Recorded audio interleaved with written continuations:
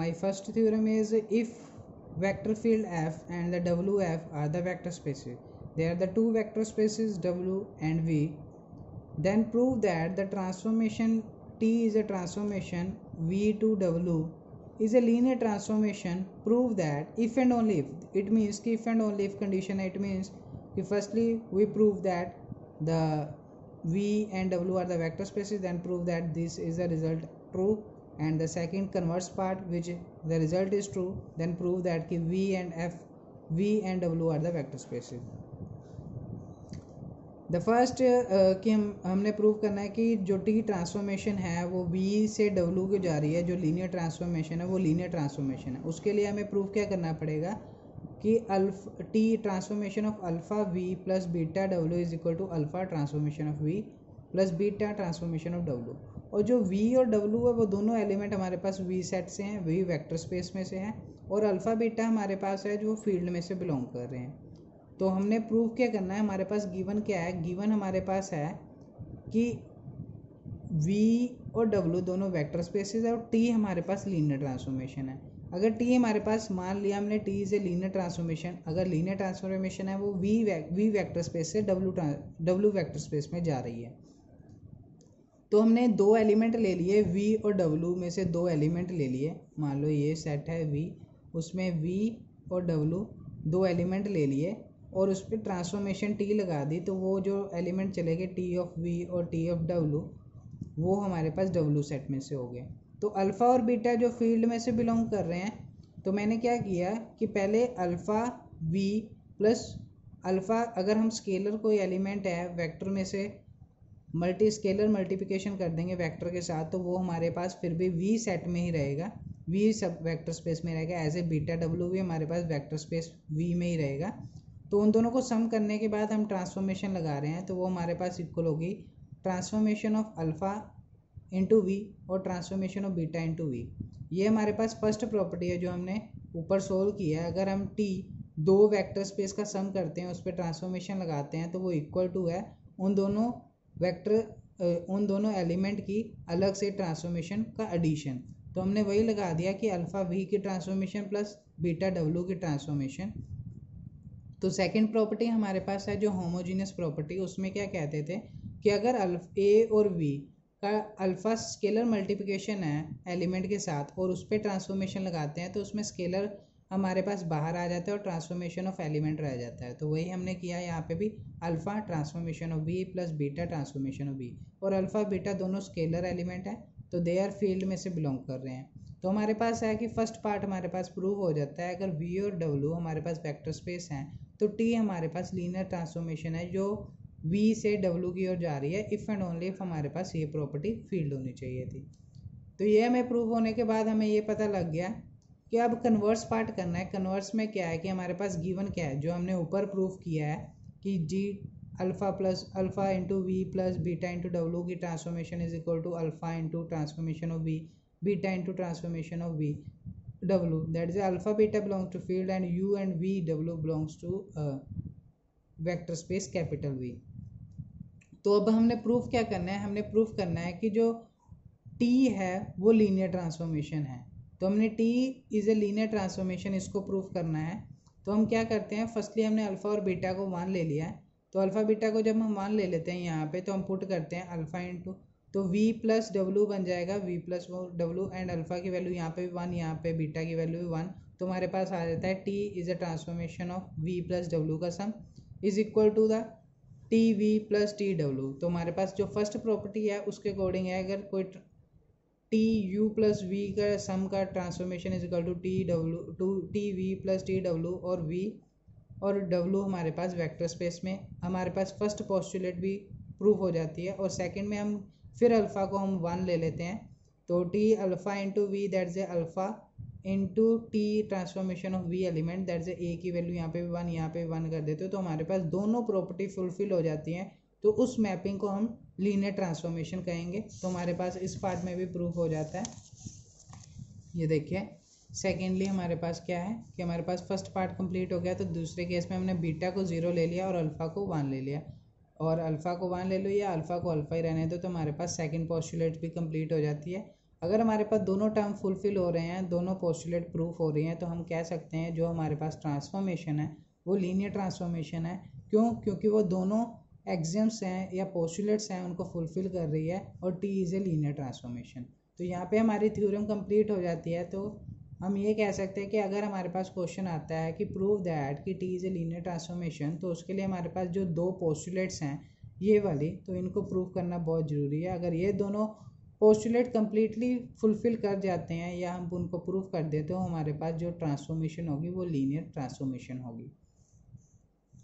हम उसके example first देख लेते हैं। तो शो दैट द ट्रांसफॉर्मेशन जो मैपिंग दी हुई है वो लीनियर ट्रांसफॉर्मेशन है।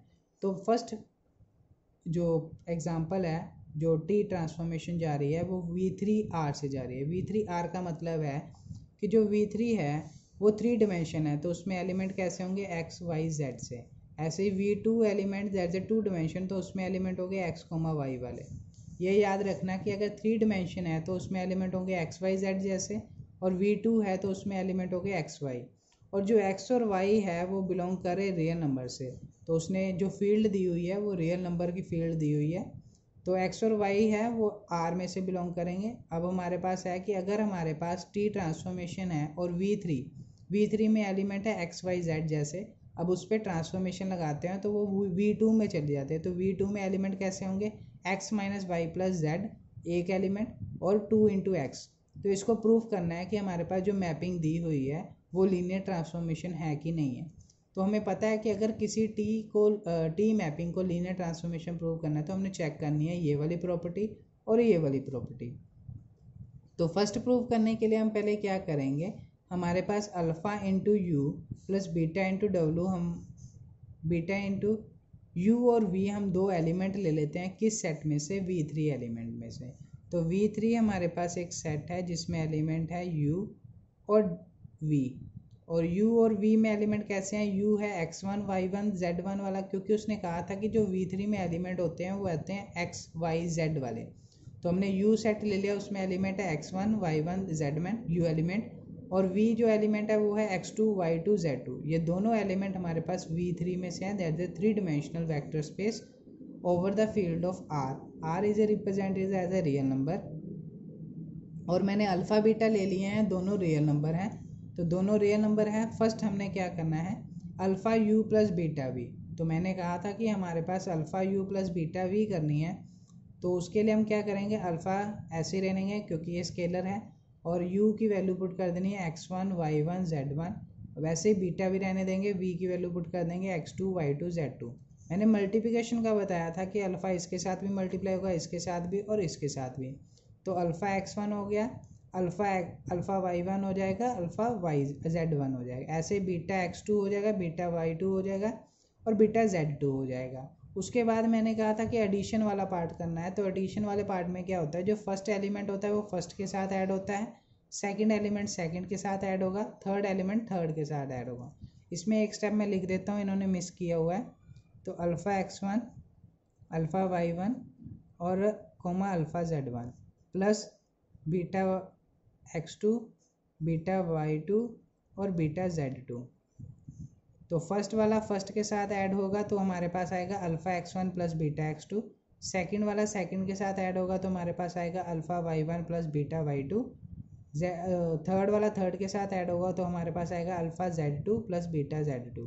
तो हमारे पास फिर से एलिमेंट 3 डिमेंशन का बन गया। देखो 3 डिमेंशन वाला एलिमेंट बन गया, तो हम उसको कह सकते हैं कि ये बिलोंग कर रहा है V3R वाले सेट से।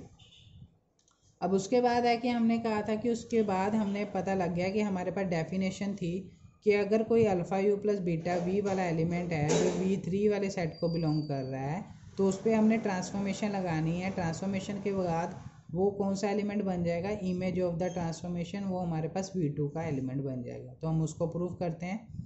तो फर्स्टली हमने क्या किया, उस पर ट्रांसफॉर्मेशन लगा दी। ट्रांसफॉर्मेशन के बाद हमारे पास कैसा है, कहते T of transformation alpha U plus beta V. तो alpha U plus beta V किसके बराबर है, उसकी वैल्यू लिख देनी है। T transformation of alpha U plus beta V की जगह पे हम लिखेंगे alpha x1 plus beta x2 comma alpha y1 plus beta y2 comma alpha z1 plus beta z2। तो इसमें हम ट्रांसफॉर्मेशन कैसे लगाएंगे, हमारे पास क्वेश्चन के अकॉर्डिंग ट्रांसफॉर्मेशन लगाएंगे। तो हमने ले लिया कि ट्रांसफॉर्मेशन एक्स वाई जेड है, एक्स वाई जेड V3 का एलिमेंट है, तो उस पर जब ट्रांसफॉर्मेशन लग जाए तो एलिमेंट कैसे बनेगा, x minus y plus z, और दूसरा एलिमेंट है 2x। तो x हमारे पास है, ये कंप्लीट इसको x मान लीजिए, और ये कंप्लीट y हो जाएगा, और ये कंप्लीट z हो जाएगा। तो उन्होंने कहा था x माइनस वाई, जो x है alpha x1 plus beta x2 minus y, y कौन सा है, माइनस का साइन आ गया, y हमारे पास है alpha y1 plus beta y2 plus z, तो प्लस हमारे पास alpha z1 plus beta z2, comma डालना है, कोमा डाल दिया, 2 टाइम्स ऑफ x, x क्या है alpha x1 plus beta x2। अब हमने इसको सोल्व कर लेना है, ब्रैकेट ओपन कर देनी है, जो साइन चेंज होंगे साइन चेंज कर देने हैं, alpha x1 minus alpha y1 plus alpha z1, ऐसे beta x2 beta minus beta y2 plus beta z2। तो हमारे पास जो इसमें मल्टीप्लाई 2 इधर मल्टीप्लाई 2 इधर multiply 2 alpha x1 plus 2 beta x2। अब उसके बाद है हमारे पास, हमने क्या करना है कि हमने सेपरेट कर देने हैं, एडिशन वाले पार्ट अलग कर देने हैं। तो मैं क्या करूँगा, जो फर्स्ट एलिमेंट्स होंगे उनको सेपरेट कर देना है। तो हम x1 अल्फ़ा 2 अल्फ़ा x1, जो अल्फ़ा वाली टर्म्स हैं उनको अलग कर देनी है, और जो बीटा वाली टर्म है उनको अलग कर देना है। तो अल्फ़ा वाले अल्फ़ा इसमें भी है और अल्फ़ा इसमें भी है, तो मैं क्या करूँगा, अल्फ़ा इसमें कॉमन ले लिया, ऐसे बीटा इनमें कॉमन ले लिया, तो 2 अल्फ़ा x1 ऐसे रह गया, 2 बीटा x2 ऐसे रह गया। तो मैंने क्या किया, उसके बाद जो फर्स्ट एलिमेंट है कॉमा सेकंड, इसका भी फर्स्ट एलिमेंट, उन दोनों को एक साथ कर दिया, और बीटा वालों को बीटा के साथ एक साथ कर दिया। जब दोनों अल्फ़ा वाली टर्म्स को एक तरफ कर दिया, बीटा वाली टर्म को एक तरफ कर दिया, तो सब दोनों अल्फ़ा वाली टर्म में मैंने अल्फ़ा कॉमन ले लिया, तो मेरे पास बन गया x1 minus y1 plus z1 इन और कोमा 2x1। ऐसे बीटा इन दोनों में कॉमन है तो बाहर ले लिया x2 minus y2 plus z2 coma 2x2। अब ध्यान से देखिए कि इस तरह की जो फॉर्मेशन थी, इस तरह की फॉर्मेशन है, जो इसी तरह की फॉर्मेशन है, तो ये कैसी है, tx1 txy z, तो इसको मैं लिख सकता हूँ tx1 y1 तो z2 z1, यहाँ पे z1 कर दीजिए।